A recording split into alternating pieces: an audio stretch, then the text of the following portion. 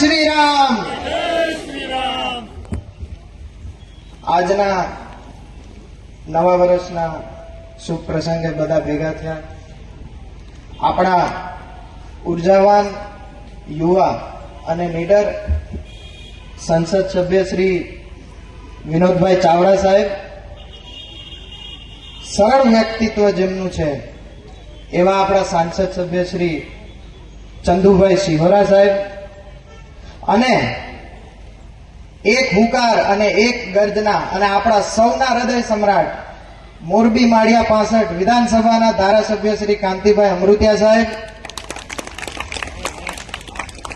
આપણા પ્રભારી શ્રી હિતેશભાઈ ચૌધરી સાહેબ, આપણા જિલ્લાના પ્રમુખ શ્રી રણછોડભાઈ દલવાડી સાહેબ, અને આપણા સૌના માર્ગદર્શક અને સૌના વડીલ જેને હું મામા પણ કહું છું એવા જયંતિભાઈ કવાડિયા સાહેબ, અને ઉદયપુરથી ખાસ આવેલા મારા મિત્ર નમનભાઈ પચોરી, જેઓ જૈન સમાજના રાષ્ટ્રીય યુવા અધ્યક્ષ છે.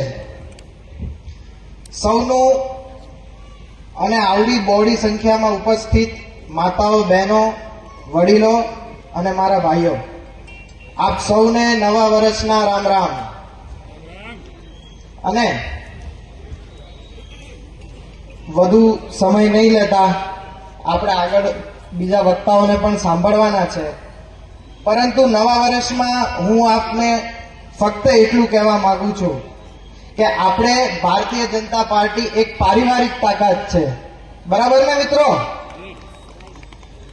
આ છે વિશ્વની સૌથી મોટીમાં મોટી પાર્ટી, અને આપણા વડાપ્રધાન શ્રી નરેન્દ્ર મોદી સાહેબના નેતૃત્વમાં આપણે જોયું છે કે સશક્ત ભારત, મજબૂત ભારતનું નિર્માણ પણ એમના નેતૃત્વમાં થયું છે. ભારત દેશ એક ગ્લોબલ સોલાર પાવર હબ બનવા જઈ રહ્યો છે. આપ સૌ જાણો છો ને એ વાત?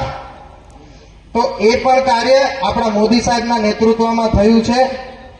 સેમી કંડક્ટર બનવામાં સૌથી અગ્રેસર આપણો ભારત દેશ આજે છે, અને વિશ્વ ફલક પર ગ્રીન એનર્જી બનાવવામાં ભારત દેશની પ્રગતિ, એનું એક માર્ગદર્શન જો મળ્યું હોય તો એ ફક્ત માત્ર ને માત્ર આપણા વડાપ્રધાન શ્રી નરેન્દ્ર મોદી સાહેબના નેતૃત્વ હેઠળ મળ્યું છે.